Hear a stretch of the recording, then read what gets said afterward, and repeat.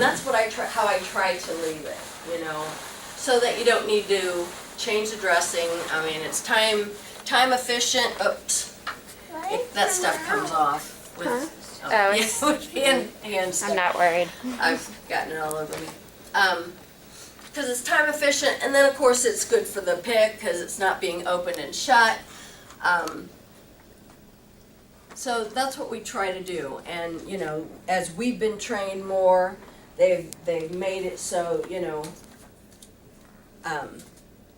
the technique has just gotten so we don't, like I said, we don't do stuff that causes a lot of disruption to the skin.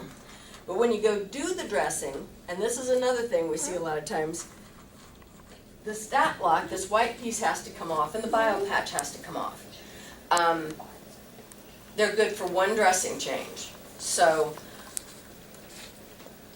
you either need to have another one, and you can get them supplied.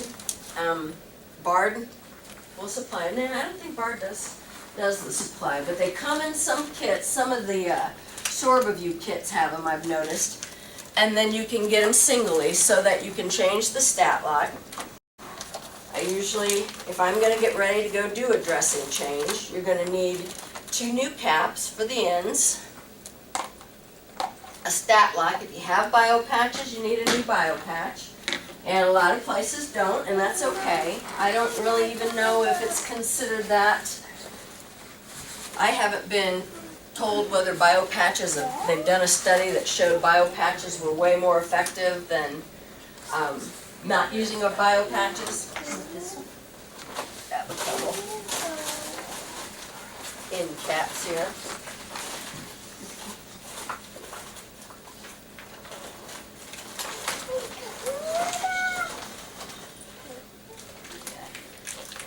Let's grab one. So you get your kit. I like to use a pair of non-sterile gloves, and a lot of times will grab another pair of sterile gloves. You would go into a room and shut the door. You're going to do a sterile dressing change. Now, you might take someone with you because a lot of people won't hold still for you, and you don't want to pull the pick out. So if you know the patient and know that they're not going to be real cooperative, take another pair of hands in with you, and just make sure they have a mask on too. They don't have to have sterile gloves. They can have regular gloves on just to hold the arm. But you're going to ask the patient to lay their arm out straight, like this, so that nothing is going to be rubbed against it. With non-sterile gloves, you're going to loosen the old dressing.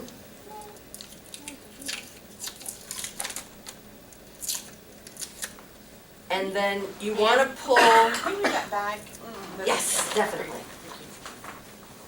Thanks. You want to pull this way, because if you pull up this way, you can grab a hold of the pick and slip it out. So with, like I said, non-sterile, you want to hold on to the pick here.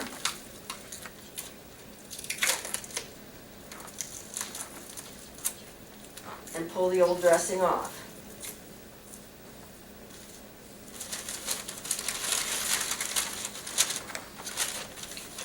And then you're going to, this is one reason I like to have 2 sets of sterile gloves though, is because I like to take that stat lock off with a sterile pair.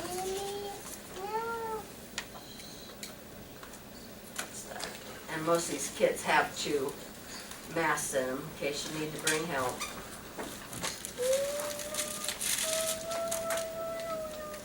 A little thing, they shouldn't bleed. But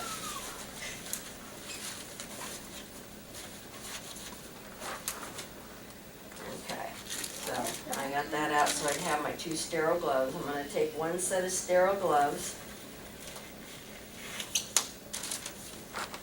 And then again, if somebody's just keeping the arm straight, so this person isn't going to move their arm this way when I'm holding the pick this way or something. The stat lock comes off just by unsnapping it, and sometimes they break off. And this can be pretty sticky. We use like a substance, the skin prep, that sticks this on pretty well. It's going to be true to form here.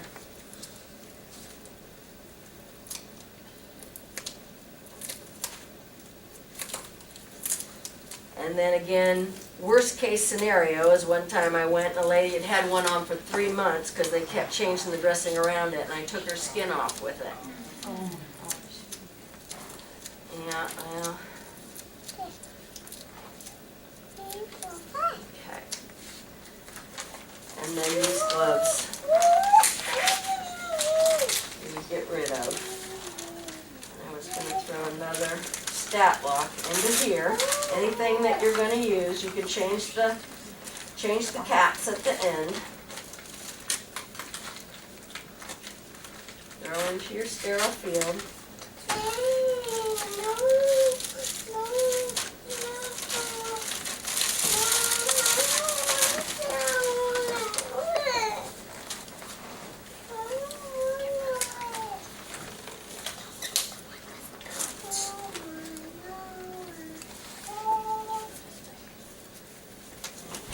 And then you want to use your ChloroPrep. ChloroPrep is made to clean by scrubbing. Now what we used to use, remember when we used to do the circle thing with the alcohol or the betadine? That's not how ChloroPrep is made to work. It's made to work by scrubbing. That's what activates the cleaning. It also, you scrub for 30 seconds at least, and then you let it dry completely. Because by drying is when it is in full effect.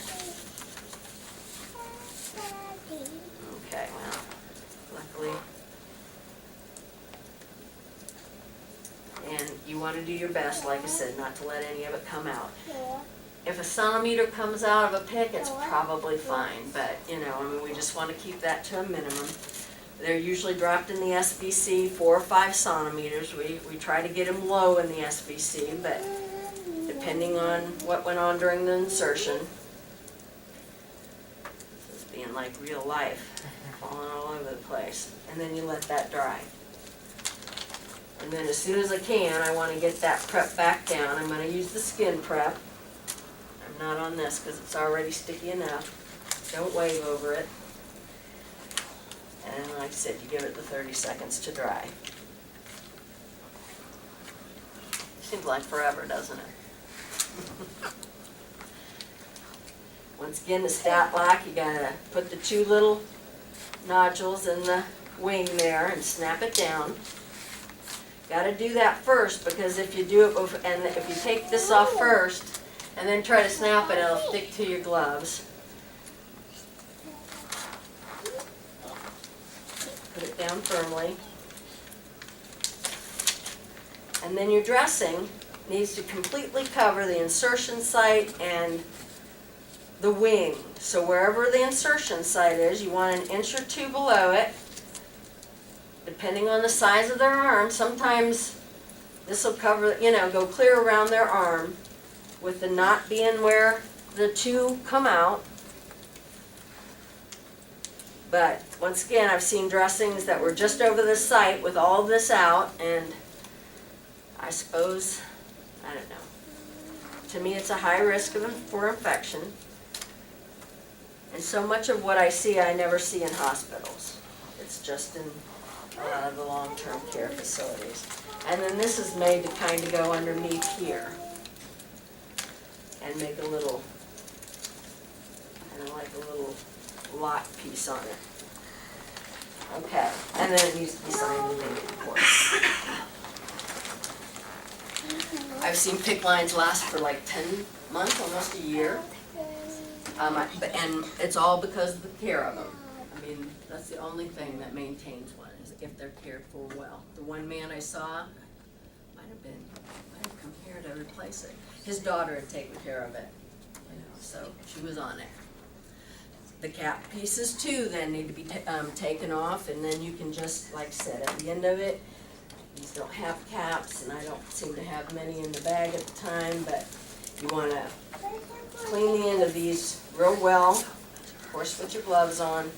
Clean these real well. Have this flushed and ready to go.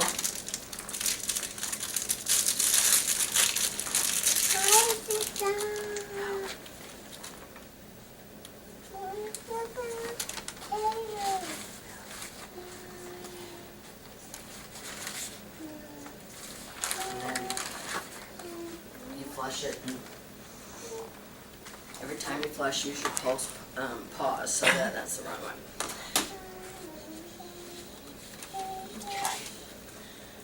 Okay, non-valve, the clamp should always be closed, even with the cap on it. There for a while I thought, wow, the cap's a pressure cap, you don't need the clamp. That clamp keeps the saline down to the very end of the pick. So it should be clamped when it's not used. Put your non-sterile gloves, but clean it, remove the old cap, clean it. Of course I didn't allow it to dry, but you know, you scrub it and then put the new one on and flush it. And then this is up to your policy. I don't even know if this fits you, but you know, the changing of the tubing. If we put a new pick in, we ask that you start new tubing. If you had an old pick that came out, we come and put a new one. I don't want to come in and tell you, you know, oh, you have to do this. You guys, you know, everybody's so busy. But we recommend that you start out with new tubing. Okay, certainly from an IV to a PIP, we want new tubing.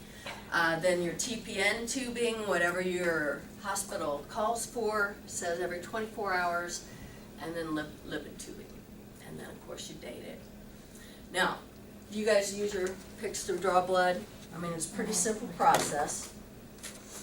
See if I can do one with one that's not gonna mess with me here. But you take in, we suggest after blood to do 20 cc's of saline. So you would take in three tubes of saline and then 1 tube or 2 for your blood, empty tubes for your blood. You prep your site, let it dry, then you flush it with the tube of saline and then you draw your waste. There's 1 tube.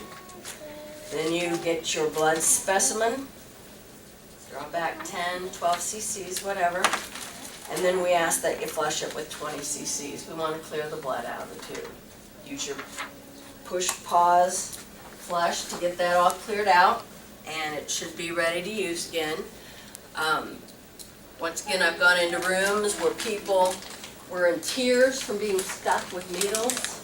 You know, I mean, and some of us are more sensitive than others.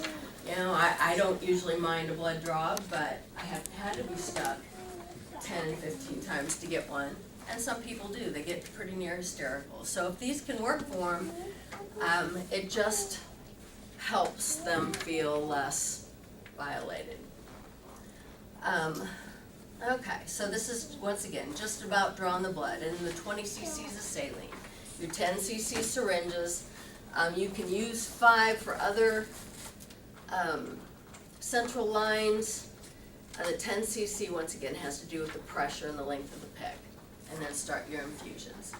I never leave a room without making sure the blood's labeled.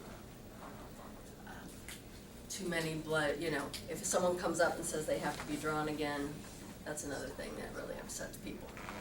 Do you guys use Activase half flow?